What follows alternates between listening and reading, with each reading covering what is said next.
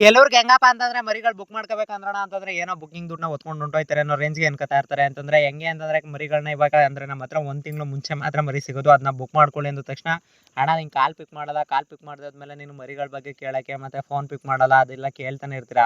But ಪ್ರತಿಯೊಬ್ಬರಿಗೂ reply ಮಾಡೋಕೆ ಒಂದು ಸ್ವಲ್ಪ ಲೇಟ್ ಆಗ್ಬೋದು, ಖಂಡಿತ ಎಲ್ರಿಗೂ ರಿಪ್ಲೈ ಮಾಡ್ತೀವಿ.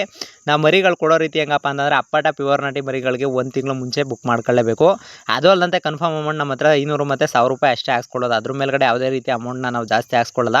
ಮತ್ತು ಇನ್ನೊಂದು ಏನಪ್ಪ ಅಂತಂದರೆ ನಿಮ್ಗೆ ಅಪ್ಪಟ ಪ್ಯೂರ್ ನಾಟಿ ಮರಿಗಳನ್ನ 45 ದಿನಕ್ಕೆ ಯಾಕೆ ಕೊಡೋದು, ಮತ್ತು 45 ದಿನಕ್ಕೆ ಯಾಕೆ ಕೊಡೋದಪ್ಪ ಅಂತಂದರೆ ಮರಿಗಳು ಆ್ಯಕ್ಟಿವು ಮತ್ತು ನೀಟಾಗಿ ನಿಮಗೆ ಸಾಕಕ್ಕೆ ಬರಲ್ಲ. ಅಂದರೆ 1 ತಿಂಗಳು ಒಳಗಡೆ ಯಾವುದೇ ಕಾರಣಕ್ಕೂ ಯಾರಿಗೂ ಸಾಕಕ್ಕೆ ಬರಲ್ಲ. ಅದಕ್ಕೋಸ್ಕರ ಕೆಲವ್ರು ಸಾಕತ್ತೀರ, ಕೆಲವ್ರು ಮಾತ್ರ ಸಾಕಕ್ಕೆ ಬರೋದಿಲ್ಲ ಅನ್ನೋ ಕಾರಣಕ್ಕೆ 1 ತಿಂಗಳು ಒಳಗಡೆ ಮರಿನ ಸಾಕ್ಬಿಟ್ಟು ನಾವೇ ಮರಿ ಕೊಡುವಂಥದ್ದು. ಅಂದರೆ ತುಂಬ ಜನ ಏನು ಅನ್ಕೊಬಿಟ್ಟಿದ್ದೀರಾ ಅಂತಂದರೆ ನಾವು ದುಡ್ಡು ಮಾಡೋಕ್ಕೆ ನಾವು ಇದು ಮಾಡೋಕ್ಕೆ ಅಂತ ಅಂದ್ಕೊಂಡಿರ್ತೀರ. ನಮಗೂ ಕಷ್ಟ ಐತೆ, 15 ದಿನ ಫೀಡಲ್ಲಿ ಮೇಯಿಸಬೇಕು, ವ್ಯಾಕ್ಸಿನೇಷನ್ಸ್ ಮಾಡಬೇಕು, ಮತ್ತು ಪ್ರತಿಯೊಂದು ಥರ ನೀಟಾಗಿ ಮರಿ ಕೊಡಲೇಬೇಕು. ನೀವು ಸ್ವಲ್ಪ ಅರ್ಥ ಮಾಡ್ಕೊಳ್ಳೇಬೇಕು. ಮರಿಬೇಕು ಅಂದರೆ ಕಾಲ್ ಮಾಡಿ ಫ್ರೆಂಡ್ಸ್.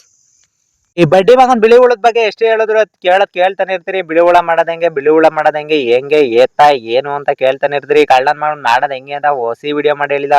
ಪ್ರತಿಯೊಂದು ವಿಡಿಯೋದಲ್ಲಿ ಹೇಳ್ತಾ ಇರ್ತೀನಿ. ಹುಳಗಳು ಮಾಡೋದು ತುಂಬ ಯೂಸು, ಮತ್ತು ಯೂಸ್ ಮಾಡ್ಕೋಬೋದು, ಮತ್ತು ಕೋಳಿಗಳಿಗೆ ಹಾಕೊಳ್ಳೋಕ್ಕೆ ತುಂಬ ಯೂಸ್ ಆಯ್ತದೆ. ನೀವು ಈ ಥರ ಹುಳಗಳನ್ನ ಮಾಡ್ಕೊಳ್ಳೋದು ತುಂಬ ಸುಲಭ ಅಂತೆಲ್ಲ ಹೇಳ್ತಾ ಇರ್ತೀನಿ. ಆದರೂ ತುಂಬ ಜನ ಕೇಳ್ತಾರೆ. ಈ ಕೋಳಿಗಳು ಜಾಸ್ತಿ ಚೆನ್ನಾಗಿ ಮೇಯ್ತವೆ, ವಿಟಮಿನು, ಪ್ರೋಟೀನು, ಕ್ಯಾಲ್ಶಿಯಮು ಎಲ್ಲ ಇದರಲ್ಲೇ ಇರ್ತದೆ.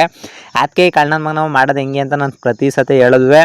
ನೀವು ಹೇಳಿದ್ರೆ ಹೆಂಗಣ ಅಂತ ಪದೇ ಕೇಳ್ತಾನೆ ಇರ್ತೀರಿ. ಇದು ಮಾಡೋದು ತುಂಬ ಯೂಸ್ಫುಲ್ಲು ಮತ್ತು ತುಂಬ ಈಸಿ ಕೂಡ.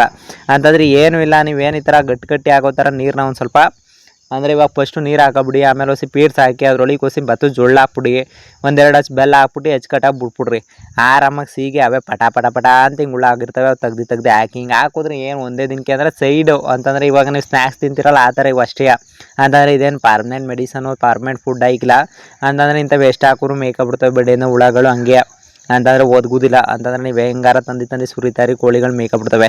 ಆದ್ದರಿಂದ ನಿಮ್ಗೆ ಏನು ಅಂತಂದರೆ ಇದೇನೋ ಒಂಥರ ಸೈಡ್ ಬಿಸ್ನೆಸ್ ಥರ ಕಂದ್ರಣ, ಅಂದರೆ ಸೈಡಲ್ಲಿ ಹಾಕ್ಲೋದು ಅಷ್ಟೇ. ಅಂತಂದರೆ ನಿಮ್ಗೆ ಪರ್ಮನೆಂಟ್ ಅಂತೂ ಸೊಲ್ಯೂಷನ್ ಅಲ್ವೇ ಇಲ್ಲ ಇವು. ಅಂತಂದರೆ ಈ ಥರನೂ ಮಾಡ್ಬೋದು. ಇನ್ನೊಂದು ಸಲ ಬೇಕಾದ್ರೆ ಫೀಡು, ರಾಗಿ ಈ ಥರದ್ದು ಬೇಕಾದ್ರೆ ಹಾಕ್ಬೋದು. ಒಟ್ನಲ್ಲಿ ಕ್ವಾಲ್ತಿರೋ ಐಟಮ್ ಅಂದರೆ ಕೊಳ್ತೋಗೋ ಥರ. ಅಂತಂದರೆ ಹಣ್ಣುಗಳು ಹಾಕಿದ್ರು ಈ ಥರ ಹುಳ ಬರ್ತವೆ, ನೀವು ಯಾವ ಥರ ಹಾಕಿದ್ರು ಹುಳಗಳು ಬರ್ತವೆ. ಒಟ್ನಲ್ಲಿ ಕ್ವಾಲಿಟಿ ಇರಬೇಕು. ಆ ಥರ ಹಾಕಿದ್ರೆ ಮಾತ್ರ ಈ ಕಣ್ಣನ ಮಗನವು ಜಾಸ್ತಿ ಉತ್ಪತ್ತಿ ಆಗೋದು. ಅಷ್ಟು ಚೆನ್ನಾಗಿರ್ತವೆ. ಮತ್ತು ಹುಳಗಳು ತಿನ್ನೋಕ್ಕೆ ಕೋಳಿಗಳು ಚೆನ್ನಾಗಿ ತಿಂತವೆ. ನೀವೇನು ಇವನ್ನ ಮಾಡೋಕ್ಕೇನು ಜಾಸ್ತಿ ರಿಸ್ಕ್ ತಗೋಬೇಕಾಗಿಲ್ಲ. ಯೂಸ್ಫುಲ್ಲಾಗಿ ನಿಧಾನಕ್ಕೆ ಮಾಡ್ಬೋದು. ನೋಡ್ತಾ ಇರ್ಬೋದು ಇಲ್ಲಿ ಕೋಳಿ ಕೆರ್ಕೊಂಡು ಎಷ್ಟು ಚೆನ್ನಾಗಿ ತಿಂತಾಯಿದ್ದಾವೆ ಅಂತ. ಅಂತಂದರೆ ಬಾತುಕೋಳಿ, ಬೆಂಕಿ ಕೋಳಿ ಎಲ್ಲ ತಿಂತವೆ. ಒಂದು ತಿನ್ನಕ್ಕಿಲ್ಲ, ಒಂದು ತಿಂತವೆ ಅನ್ನೋದೇನು ಇಲ್ಲ, ಎಲ್ಲ ತಿಂತವೆ. ಹಾಕಿ